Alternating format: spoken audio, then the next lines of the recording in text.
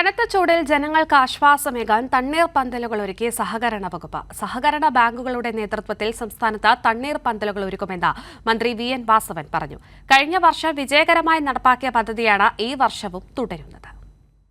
കനത്ത ചൂടിൽ ആശ്വാസമേകിയാണ് പൊതുജനങ്ങൾക്ക് കുടിവെള്ളവും സംഭാരവുമടക്കം സൗജന്യമായി ലഭ്യമാക്കി സഹകരണ വകുപ്പിന്റെ നേതൃത്വത്തിൽ പൊതുസ്ഥലങ്ങളിൽ തണ്ണീർപന്തലുകൾ ആരംഭിച്ചത്.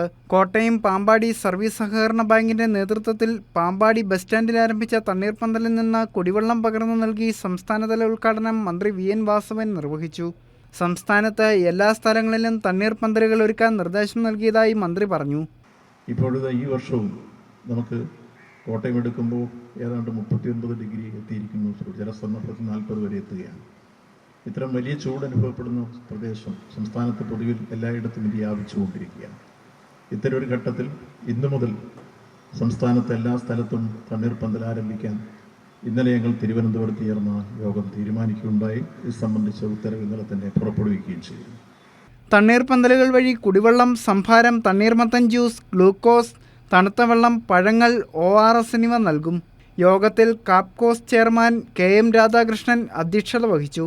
Kerala urban bank and rural development finance corporation chairman advocate Reji Zakariya, ഗ്രാമപഞ്ചായത്ത് പ്രസിഡന്റ് ഡാലി റോയി, പാമ്പാടി സർവീസ് സഹകരണ bank president VM Pradeep Kumar ഉൾപ്പെടെ ചടങ്ങിൽ സന്നിഹിതരായി. കൈരളി ന്യൂസ്, കോട്ടയം.